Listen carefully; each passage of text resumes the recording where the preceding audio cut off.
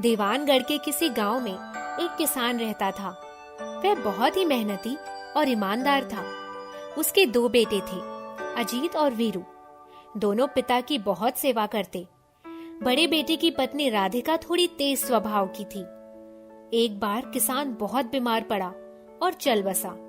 बड़ा बेटा अजीत दिन रात खेती करता, परंतु छोटा बेटा वीरू कुछ काम नहीं करता था। राधिका उसको खाना देते समय रोज बड़बड़ाती, काम का न काज का, 2.5 सेर अनाज का।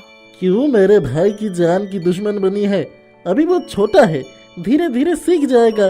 एक दिन जब भाभी खाना दे दो, मुझे बहुत भूख लगी है। रसोई में रखा है, जाकर ले लो।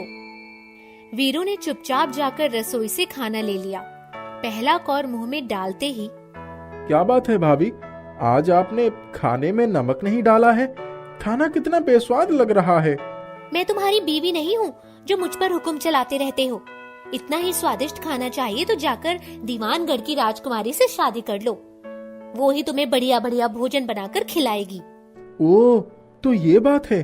ठीक है, मैं कसम खाकर कहता हूँ, जब तक दीवानगढ़ की राजकुमारी से विवाह ना कर लूं, वापस नहीं लौटूंगा।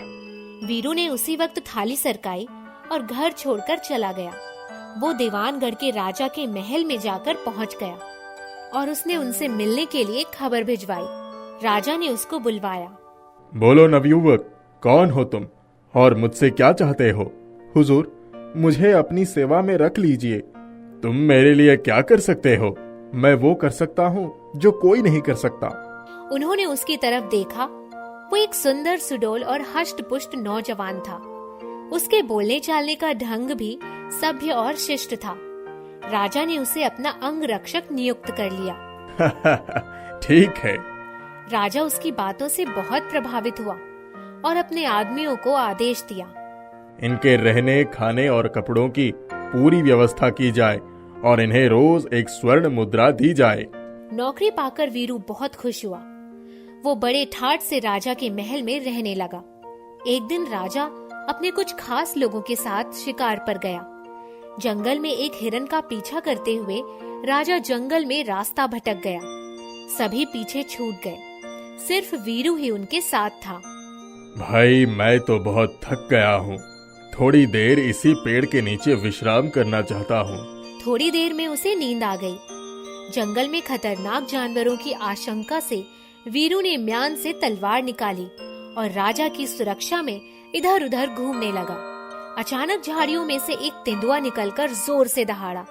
राजा उठकर बैठ गए। तब तक तेंदुए ने उन पर छलांग लगा दी, मगर वीरू ने बला की फुर्ती से तेंदुए के ऊपर वार किया और तेंदुए से भिड़ गया। थोड़ी देर की घमासान लड़ाई के बाद वीरू ने उसे मार गिराया, पर उसके गिरते ही वह खुद भी बेहोश होकर गिर पड़ा। जैसे तैसे राजा ने उसे उठाया और अपने राज्य लेकर गया। वैद्य जी, कुछ भी करके इस बहादुर व्यक्ति को बचाना होगा। कई दिनों तक उसका इलाज चला, परंतु उसकी हालत में कोई सुधार नहीं हुआ। लोगों को उसके ठीक होने की उम्मीद नहीं थी। मैं सोच रहा हूँ किसी तरह से इसकी जान बचानी होगी। हाँ, मुझे भी इसकी बहुत फिक्र हो रही है। यहाँ तक कि राजकुमारी भी कई बार उसके बारे में पूछ चुकी है। वो भी उसे पसंद करने लगी है। कुछ महीनों के बाद राजा रानी की दुआएं काम कर गईं। राजवैद्य के प्रयत्न से वीरू स्वस्थ हो गया। चारों ओर खुशी की लहर दौड़ पड़ी। एक दिन राजा रानी ने उसको अपने पास बुलाया। वीरू, मुझे बचाने के लिए तुमने अपनी जान की भी परवाह नहीं की। मैं इसके लिए किस तरह से तुम्हारा धन्यवाद करूं? मैं तुम्हारे इस उपकार के बदले तुम्हें कुछ देना चाहता हूं, किंतु जो भी कुछ देना चाहता हूं वो तुच्छ नजर आती है। इसीलिए तुम ही मुझे कोई उपाय बताओ। महाराज, मैंने सिर्फ अपना कर्तव्य निभाया है। सेवक का कर्तव्य ही यही है कि एक बार क्या, हजारों बार अपने स्वामी के लिए अपनी जान को बाजी लगा दें। अब तो मैं सोच सोच कर थक गया।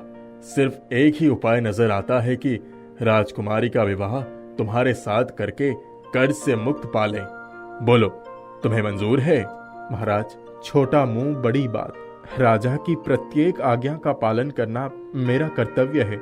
राजा प्रजा का पिता होता है, इसीलिए पिता अपनी संतान के बारे में हमेशा सही निर्णय ही लेगा। इससे अधिक मैं क्या कह सकता हूँ महाराज। राजा वीरू की बात सुनकर बहुत प्रसन्न हुआ और उसी दिन दोनों के विवाह की घोषणा हो गई। प्रजा ने राजा के इस फैसले का दिल खोलकर स्वागत किया। एक दिन वीरू राजा के पास गया और एक विचित्र निवेदन किया। महाराज, आप मुझे दहेज में भी कुछ अवश्य देना चाहते होंगे। हाँ बिल्कुल, वो तो मुझे अपनी बेटी के लिए देना ही होगा। जी महाराज, वही तो, लेकिन मुझे दहेज में सोना, चांदी, जेवर, आभूषण, हाथी, घोड़े ये सब नहीं चाहिए। राजा का माथा ठनका। लगता है इसके मन में मेरा पूरा राज्य ही हथियाने का लालच आ गया है। अच्छा तो बोलो, क्या चाहते हो? महाराज, आप मुझे नमक की बोरियों से लदे 100 ऊंट दहेज में दे दें तो मैं आपका यह एहसान जिंदगी भर नहीं भूलूंगा। क्या ये कैसी मांग है? महाराज, मुझे इसके अलावा कुछ भी नहीं चाहिए। इस विचित्र मांग से राजा और रानी दोनों बहुत चकित हुए, परंतु जब वीरू ने नमक की बोरियां ही लेने की जिद की तो वो लोग मान गए। राजकुमारी अपना मनचाहा वर पाकर बहुत प्रसन्न थी।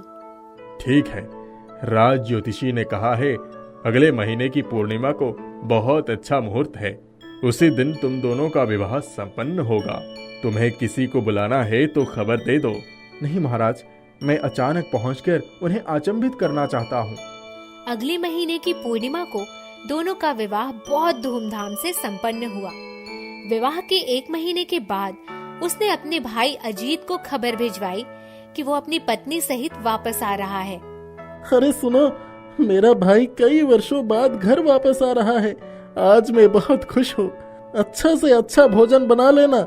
आखिर तुम्हारी वजह से ही मेरा भाई नाराज होकर चला गया था। अब उसको कोई शिकायत का मौका नहीं मिलना चाहिए। वीरू के वापस आने पर दोनों भाई गले मिले तो आंखें छलछला आई। वीरू दुल्हन के साथ अपनी भाभी के पास गया और पैर छूकर बोला, भाभी, ये मेरी पत्नी है जो इस देश की राजकुमारी है। ये अब से घर के सारे कामों में आपकी मदद करेगी। इसके अलावा दहेज में मुझे इतना नमक मिला है कि हमारी 7 पुश्तों के खाने से भी कम नहीं पड़ेगा। तुमने इतनी छोटी सी बात को दिल से लगा लिया। मुझे इस बात का बहुत अफसोस होता रहा। अरे भाभी, अपने आंसू पोंछ लो। आप बिल्कुल दुखी मत हो। मैं तो उस ताने के लिए आपका बेहद शुक्रगुजार हूँ।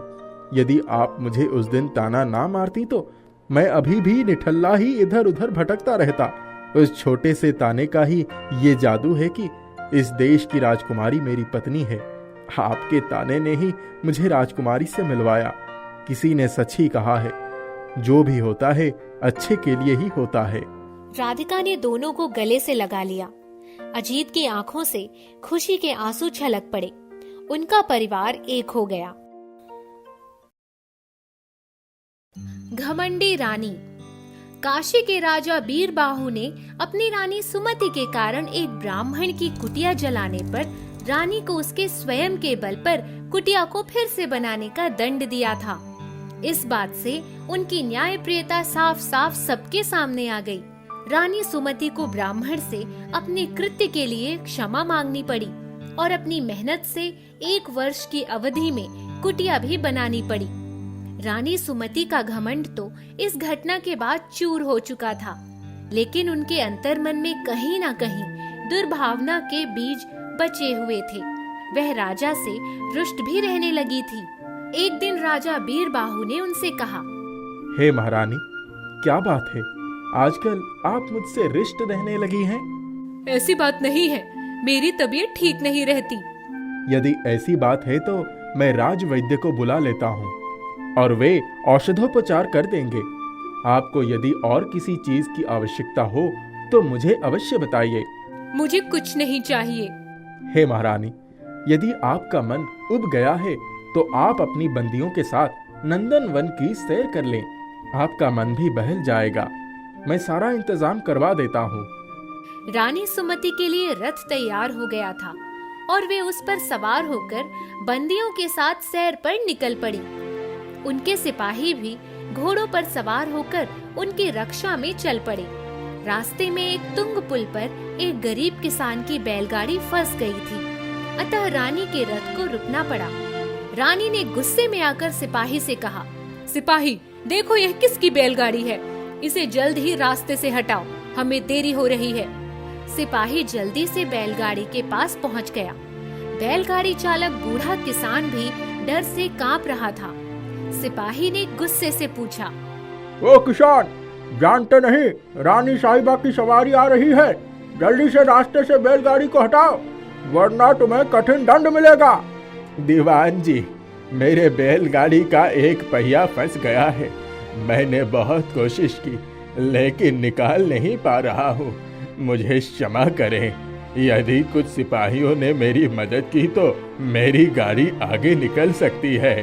बैलगाड़ी चलाने वाला बूढ़ा किसान भी बैलगाड़ी को आगे निकालने के लिए बहुत परेशान हो रहा था और साथ ही साथ डर भी रहा था। वह जानता था कि रानी साहिबा का गुस्सा उसके लिए बहुत हानिकारक साबित हो सकता है। सिपाही ने रानी से कहा, रानी साहिबा, इस बैलगाड़ी का एक पहिया फंस गया है। हम लोग प्रयास कर रहे हैं, हम किसी तरह उसकी बैलगाड़ी को उस पार करा देंगे। सिपाहियों, बहुत विलंब हो चुका है। इस आदमी को बैलगाड़ी सहित जल्द से जल्द यहाँ से हटा दो। इसकी यह हिम्मत कि हमारे रास्ते का रोड़ा बन गया। इसके नुकसान से ज्यादा हमारे समय का महत्व है। सिपाहियों ने बैलगाड़ी पर लदे हुए बोरों को आसपास फेंकना शुरू कर दिया। कई अनाज से भरे बोरे पुल के नीचे नाले में चले गए। रानी साहिबा के क्रोध के आगे वह असहाय किसान हाथ जोड़ने के सिवा कुछ नहीं कर सका। बैलगाड़ी से बोरे हटा देने के बाद बैलगाड़ी हल्की हो गई और सिपाहियों ने उसे धक्का देकर पुल के उस पार तक खड़ा कर दिया। रानी ने फिर से एक बार गुस्से से उस बैलगाड़ी चालक को देखा और अपने रथ पर बैठकर आगे बढ़ गई। बैलगाड़ी चालक ने रानी साहिबा के सामने हाथ जोड़कर कहा, हे रानी साहिबा, दुर्भाग्यवश मेरी बैलगाड़ी इस पुल पर फंस गई और आपको बड़ी असुविधा हुई। इसके लिए मैं बार बार क्षमा मांगता हूँ। आपके सिपाहियों ने मेरे कई बोरे नाले में लुढ़क दिए। उन बोरों में अनाज था। मेरी आधी कमाई पानी में बह गई। मुझ गरीब पर रहम कीजिए, मेरा अनाज वापस ले दीजिए। रानी ने घमंड से भरी बेरुखी से देखा और कहा, कल राज दरबार में आ जाना, तुम्हारे फायदे नुकसान का हिसाब किया जाएगा। अब एक शब्द आगे मत कहना। बूढ़ा किसान अपनी बेबसी पर आंसू बहाते रह गया और रानी साहिबा का काफिला आगे बढ़ गया। दूसरे दिन बूढ़ा किसान राजमहल पहुंचा और उसने सबसे पहले अपनी फरियाद रानी साहिबा के सामने भिजवाई। रानी साहिबा ने अपने एक अनुचर के द्वारा कहलवा दिया कि बूढ़े किसान को रानी साहिबा का रास्ता रोकने की गुस्ताखी के लिए बहुत बड़ा दंड मिलेगा। उसकी किस्मत अच्छी है कि उसे अभयदान मिल रहा है, इसीलिए वह चुपचाप यहाँ से चला जाए। इसी में उसकी भलाई है। बूढ़ा किसान लाचार होकर सर झुकाकर वहाँ से लौटने लगा। राजा बीरबाहु राज दरबार में प्रवेश कर रहे थे और उनका ध्यान उस किसान की तरफ चला गया। वे समझ गए कि किसान दुखी होकर राजमहल से वापस जा रहा है। राजा ने बूढ़े किसान को बुलावा भेजा। क्या बात है? ऐसा लगता है तुम किसी समस्या से ग्रस्त हो और तुम्हारी फरियाद सुनी नहीं गई है। क्या बात है? साफ साफ बताओ। बूढ़े किसान ने हाथ जोड़ लिया और कहा, हे राजन, कल जब रानी साहिबा अपने रथ पर सवार होकर रास्ते से गुजर रही थी, उसी समय मेरी बैलगाड़ी का पहिया उनके रास्ते में एक पुल पर फंस गया। उनके रथ के जाने में विलंब हो गया, इसीलिए उनके सिपाहियों ने मेरे कई अनाज के बोरे गाड़ी से बाहर धकेल दिया और वो नाले में गिर गए। मेरे 5 बोरों के अनाज नष्ट हो गए। मैं गरीब आदमी हूँ, मेरा भारी नुकसान हुआ है।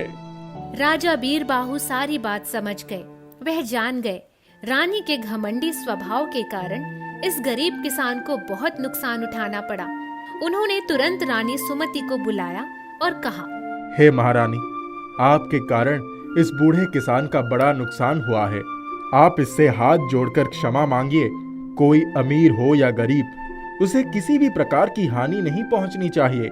रानी सुमति ने अपने कृत्य के लिए बूढ़े किसान से क्षमा मांगी। इस किसान को 10 बोरे अनाज शीघ्र ही दिए जाएं और इसकी कीमत रानी सुमति के कोष से अदा की जाए।